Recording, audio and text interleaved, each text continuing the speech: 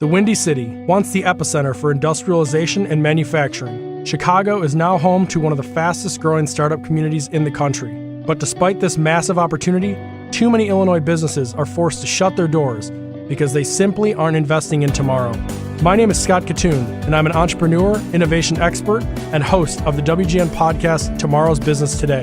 I help business leaders identify and articulate innovation ambitions. As the founder of Tech Factor, I have managed innovation construction for dozens of organizations, startups, and growth companies. I'm Scott Katoon, and it's time to start talking about tomorrow's business today.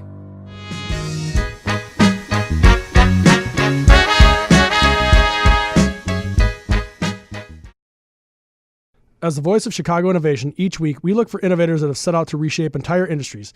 Erica Wiegel is the CEO of ARO Metal Stamping, a turnkey source for low, medium, and high volume precision metal stamping and assemblies for prototype through production, heat sinks, shields, covers, clips, springs, brackets, and more. I'm Scott Katoon, and it's time to start talking about tomorrow's business today. Erica, welcome to the show. Thank you for having me. That little thing at the end was a little bit of a mouthful for me. This is the second consecutive show that I'm going to plug. Raveen Gandhi, who was on my show this past week, he does GMM non-stick coating. Mm-hmm. And I thought I hit like the granularist level I possibly could when I got to non-stick coating, but here we are talking about stamping metals. So I guess there's always new things to talk about. The metals need coating too. Everybody needs coating. Who doesn't need a little coating? So I actually was brought onto the company and saw what you were doing through our friends over at Red Caffeine, Kathy Steele, who's been on my she wasn't on this show yet. She was on a previous show that I did. Mm-hmm. Do you work with them heavily, or are you just in all of the? Yeah, Red Caffeine will be taking over ARO Metal Stamping's marketing campaign. Oh, really? Mm-hmm. I did not know that. Mm-hmm. Very cool. Well, congratulations to Kathy Steele and the chicks over there. That's awesome. So I guess why don't you start off by telling everyone what some people probably don't know what metal stamping is and how it works. Sure. A tool and die metal stamping industry is when we take raw material metals and we make progressive tools, and then from beginning to end we end up with a piece part that we can use, such as a transmission piece, airbag clip parts, or even appliances for your washer and dryer. Very interesting. So like I'd said with Raveen, his tools one way or another are in the hands of 40 million users, which is just insane. But I don't think people realize how many components and things go into everything you use. You don't realize that, like I look at a washing machine and it's like a box of metal to me. Like I have no idea. You flip it upside down and there's probably 50 companies that are represented in making that happen, which I think is super fascinating. I've always thought manufacturing as a whole as an industry is a very interesting industry to me, at least, which is rare, I think. Most millennial age people, I'm 31, most millennials don't really find manufacturing to be the most entertaining area or space. So I kind of wanted to pivot with you a little bit on this. One, you are a female CEO of a manufacturing firm, which is, I would say, rare. Correct. And then the other thing, just in general, about what got you into this industry in the first place. Well, my father had my father owns Wiegel Toolworks, which I ended up working there after college and before college. But I spent my summer since third grade on working with my dad in the shop, and I found it a real good opportunity just to learn things from my dad. We'd go around even on Saturdays and Sundays when we had work overload just to play in the shop. And then I got to get a feel of it. I like to work with my hands. And so I actually ended up going to school for engineering and then getting my degree for engineering just to keep on continuing with the business. Very cool. So we've had numerous female CEOs, female founders, women tech founders. We try to propel that conversation as much as we possibly can, and I think it's kind of this will be an interesting conversation. Chicago is actually at the forefront when it comes to women in tech. I think we have a lot of women tech companies, women in technology, and obviously we would like that to be a lot more. Correct. Illinois as a whole, though, if you step outside of the inner Chicago area and you start to look at women-run businesses, it becomes to be significantly less, and you were definitely helping with that. What has been your experience, particularly in manufacturing? Because that's a very, especially within the United States and a lot of southwestern states that are in manufacturing, it's got to be a little bit of a challenge. I've overcome the challenge. I've been in the industry for so long. I've learned what to do and what not to do. But we have to realize that with the downturn in the economy and back in 08 and 09, a lot of the major companies of the world got rid of their force, gave them a nice hefty payout for them to go. So it's leading a way for a lot more people to come into the market. And with many people retiring, that also brings a shortage of skilled labor positions as well.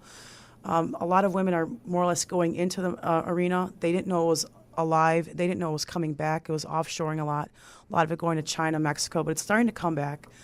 I've been working with high schools and colleges for the last 10, 15 years, going in and educating people about the manufacturing industry. And just because you're not good at tools and wrenches doesn't mean that there's not a spot for you within the manufacturing industry. We're getting into things like sensoring for our parts and our cameras and vision systems. Women that like to do photography and things like that, there is a place for them in the manufacturing industry, and it's so broad that I don't think that a good word was getting out there. So my group, me and my group and a few other colleagues, we get out there and spread the word, and I think it's catching on. What is the group? Where do you guys go and do this other than well, just I belong to the TMA, the Women in Manufacturing, all these other groups, but I reach out to local high schools and get in there and see if I can do presentations. I also set up a scholarship at Northern Illinois University on my behalf because I did graduate from there from an engineering degree, and I think when I graduated from there, there was 5 or less women that graduated with me. Wow. And I think only one other one is still in the field. That's insane. Mm-hmm. So I guess I mean, this is a perfect opportunity. If there are women who listen to this show, obviously from Women Tech Founders and things like that in the audience, what would be something that you say to people when you go into the school? What is that like key word of advice? That your parents' image of a manufacturing facility is out the door. It's not that dirty place anymore. It's very high skilled, very high tech. We're doing things with computers and buttons and robotics. You can wear a nice dress and leave with a nice dress. It's just, you want to have nice nails, you can leave with nice nails. That's not the point anymore. The point is we're very highly technology driven, and it's not the mom and pop shop of turning greasy machines anymore. Yeah. It's interesting. I think about like my father's been in manufacturing for like 35 years at Micron Transformer in Oak Brook, or they're out of Oak Brook. And I mean, when I would go to the plant, now the plant's in like Sterling or something now, so I haven't been there in forever. But when I used to go as a kid, I don't think I ever saw a single female there, now that I think about it.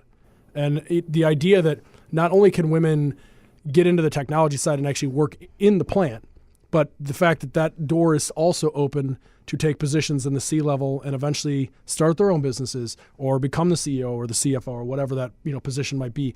I think a lot of people in general are intimidated by the idea of going into somewhere and try to become an executive at this place. Women in particular, and then manufacturers even more in particular.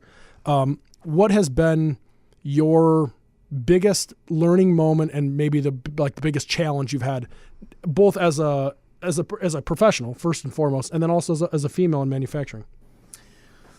Well, as a professional, I think breaking through the doors. Everyone had their little groups that they had, and now those groups are starting to break up. So it's now getting your foot back in the door, getting a place. But to me, it's about proving who you are. I can say that I'm a great stamper, but until you give me a challenge and a project that I can do and work on and overcome those challenges, talk is cheap. So I like to put my mouth where my actions are.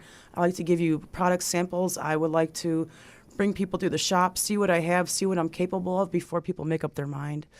And I would say the problems would be funding. Funding is a hard thing to get. You need people behind you, you need a bank behind you, you need support behind you. So I would think that on my aspect, the business part is easy, the funding is the hard part. So I'm glad you said that. We're going to take a little detour here that I didn't have on my little board here. So there's Rev 3, which is in Naperville. I'm sure or at least familiar with Rev 3. I am. So downtown here, we've got numerous accelerators and incubators, and there's some good angels and there's some bad angels, and they're all sort of floating around the space. And funding, as crazy as it sounds, the money part is actually not the challenge. It's the good money and the smart money, the money that you can actually grow. Correct. Is somewhat challenging. I've noticed in my work down here that once I go back home to the suburbs and go by Naperville, I live right by Naperville, that the funding becomes more bank heavy and like one individual person who worked in manufacturing and sold their company or retired, and that's the only person you can go to for funding because that's the only person who understands what you're doing and what your profit model is like. Have you ever thought of, or do you come downtown and experience what maybe finding young tech startup companies that have an eye on the manufacturing space and maybe try to tap into some of the funding that they're receiving? That I haven't. With the TMA and the Tooling Association I belong to, it's 1,000-member companies, Yep. and we lean on each other for support. So through my TMA community, so that's how I was able to get funding. It's who you know. Sure, that's of how course. I did it. And I've actually met with some of the guys from TMA and obviously IMA. I had Greg Bays on the show a couple months ago or whatever. I really suggest that if it's, whether it's you on your own or you get the guys from TMA to come down here, UI Labs and Catalyze, and there's a whole bunch of places that are doing cool stuff, Fulton Market, that have startup companies that are receiving, I would say, a significant amount of funding. I mean, there's over $100 million consecutive months in funding in Chicago for companies that I think are in that kind of tech, 3D printing, reverse Correct. engineering space.